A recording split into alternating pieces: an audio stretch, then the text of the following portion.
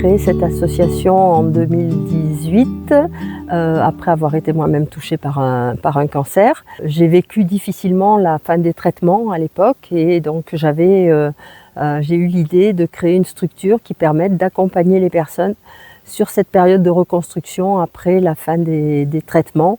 Et l'idée de ces jours de répit s'est imposée dès le départ, de permettre aux personnes de bénéficier d'une semaine pour faire une pause, rien que pour elles, avant de repartir dans la course effrénée de la vie qui les attend une fois que les traitements sont terminés.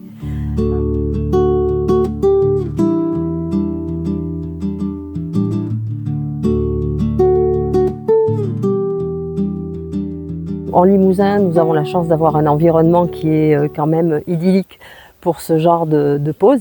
Donc nous avons décidé de trouver un gîte qui va nous permettre d'accueillir 6 personnes venant de toute la France, qui sont en rémission de leur traitement, qui vont venir profiter du calme, reprendre une activité physique, rencontrer des professionnels et tester des activités qui vont leur permettre de trouver leur propre chemin pour après. Certaines auront plus besoin sur le plan physique, d'autres sur le plan de la détente du corps, d'autres sur le plan du suivi psychologique.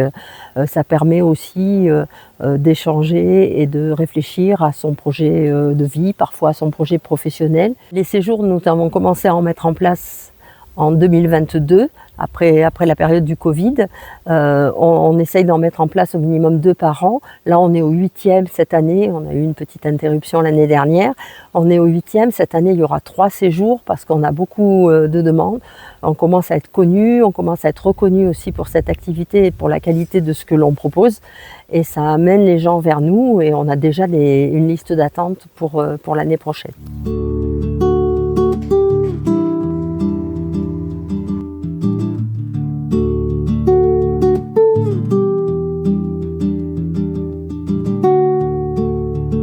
L'objectif, c'est juste d'accueillir. Je ne peux pas faire de la thérapie sur une semaine, mais ça peut être d'accueillir des choses. Ça a été parfois de sensibiliser des gens à une problématique particulière qui sont pu évoquer au cours d'un entretien individuel. Et du coup, il y a des gens que j'ai suivis après en visio.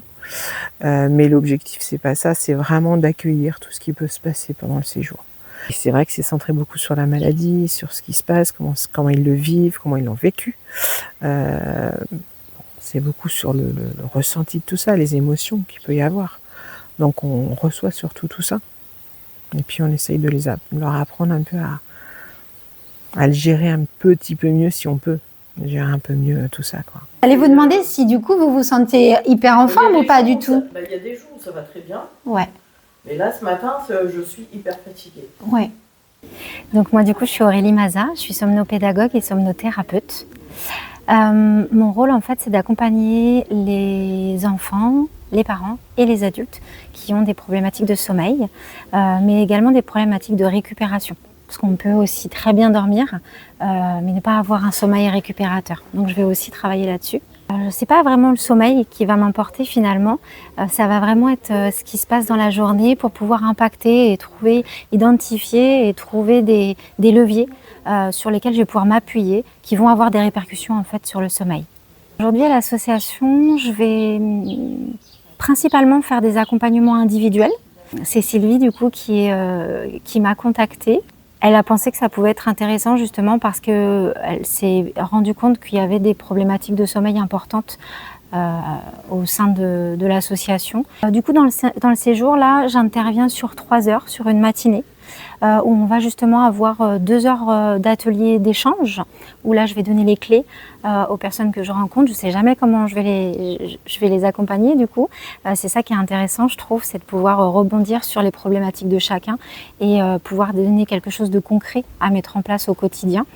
Et puis derrière, il y a une séance d'1 heure environ, 3/4 d'heure, 1 heure, plutôt sur la relaxation, la détente du corps et la régulation du système nerveux. L'idée des activités que nous proposons, c'est de travailler sur l'activité physique et sur le corps. C'est de pouvoir travailler sur la détente à la fois physique et émotionnelle grâce à des massages, grâce à de la réflexologie, des séances de détente avec des bols tibétains. C'est de pouvoir aussi s'exprimer à travers le chant, à travers des ateliers créatifs comme la poterie. C'est de pouvoir réfléchir à son alimentation et à son hygiène de vie grâce à la présence d'une diététicienne qui va préparer les repas tout au cours de cette semaine et qui animera un atelier cuisine au milieu de la semaine pour répondre aux questions, pour donner des conseils sur la façon de bien s'alimenter. Et puis autour de ces activités, eh bien, c'est une vie en groupe tout au cours de la semaine avec des moments de détente. Alors ça peut être dans la piscine, ça peut être autour du feu, ça dépend la période à laquelle on est. C'est des petits déjeuners, des repas à l'extérieur, des moments d'échange. D'accord, ok, merci. Pour éviter de lever, c'est pour mettre de la sauce tomate dessus.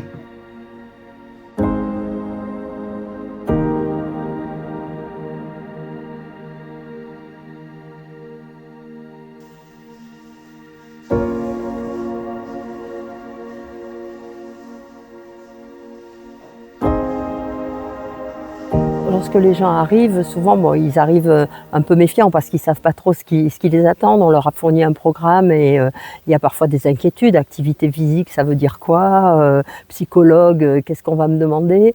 Et puis petit à petit, on s'aperçoit que la dynamique de groupe fait que les gens rentrent dans ce planning d'activité, vont se détendre, vont être amenés à laisser aller les émotions, à laisser venir la parole et à déposer les choses.